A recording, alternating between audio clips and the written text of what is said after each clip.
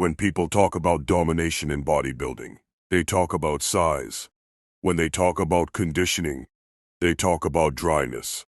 But when they talk about pure, ruthless destruction of an era, they talk about Dorian Yates. This wasn't just another champion. This was a revolution. This was a warning shot to the entire bodybuilding world.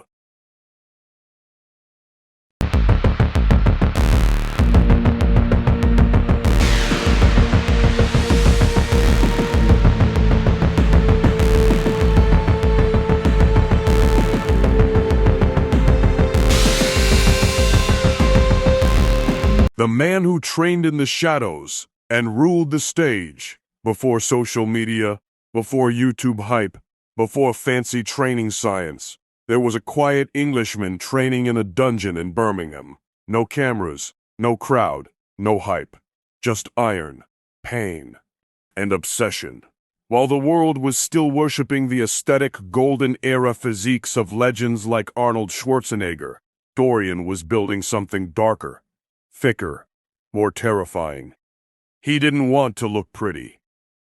He wanted to look unbeatable.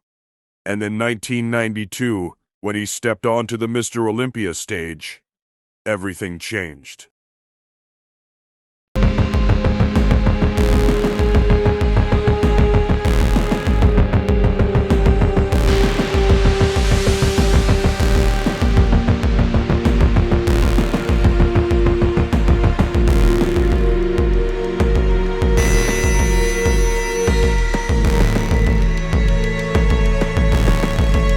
(1992), the night bodybuilding transformed forever.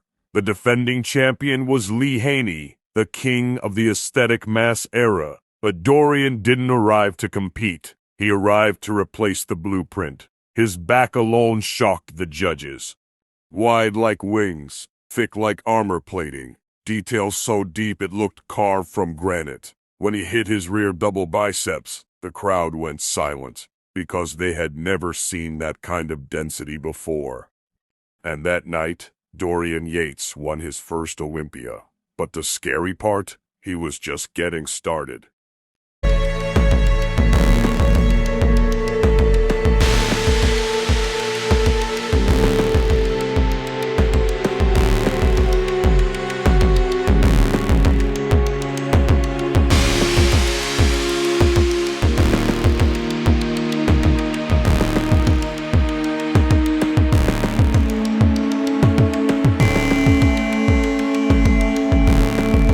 Six years of total domination, from 1992 to 1997. 6 straight Olympia titles. No debates, no close calls, no mercy. Dorian didn't just beat competitors, he overwhelmed them.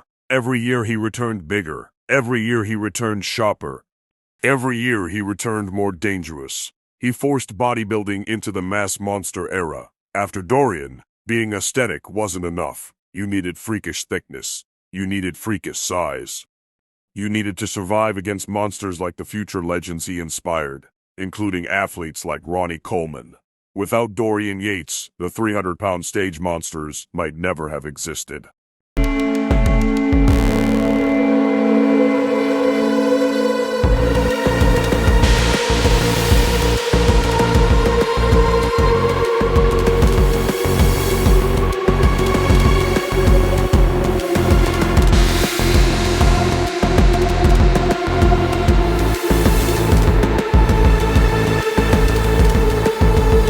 The shocking training style that scared everyone. Here's what shocked people even more. He didn't train for hours. He trained brutally. High-intensity training, HIT. 1 all-out set to failure. Controlled reps, no wasted energy. He believed in maximal destruction, minimum volume. While others were doing endless sets, Dorian was finishing workouts in under an hour, but pushing his body to absolute breakdown. Torn biceps, injured triceps. Pain most athletes would quit from, he kept winning anyway. Imagine winning Olympia with a torn bicep. That's not hype, that's mental warfare.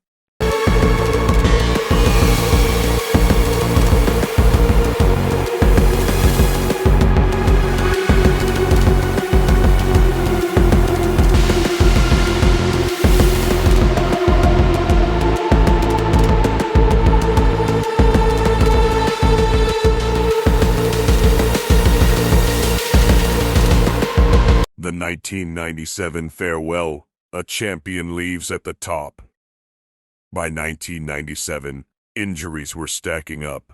His body had paid the price for the intensity, yet he still walked onto the Olympia stage one final time, injured. And he still won.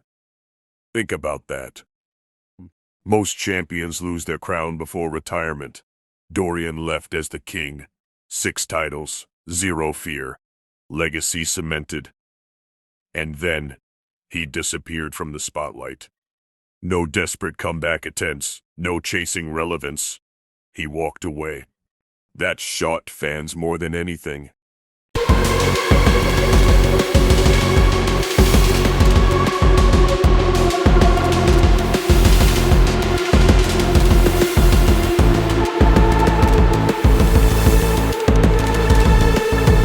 Why Dorian Yates still matters today.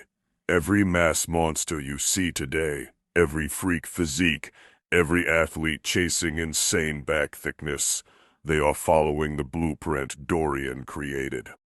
Even modern champions in the open division owe a part of their style to the shadow. He proved you don't need to be loud, you don't need hype, you need discipline, brutality, focus.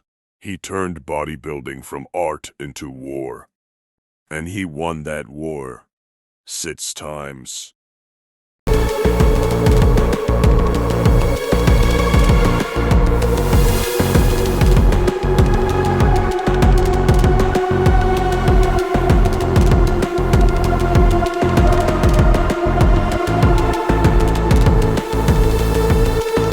Puck, the real lesson from Dorian Yates. It's not just about muscle, it's about mentality. Dorian trained alone in a dungeon when no one believed in him. He built his empire in silence. He didn't chase validation, he chased greatness. And when the world finally noticed, it was too late to stop him. Dorian Yates wasn't just a champion, he was a shift in history, a dark era, a warning to anyone who thought they were safe at the top. And even today, when someone steps on stage with freakish back density, the whisper still follows. That's the Shadow's legacy. And that legacy, it will never fade.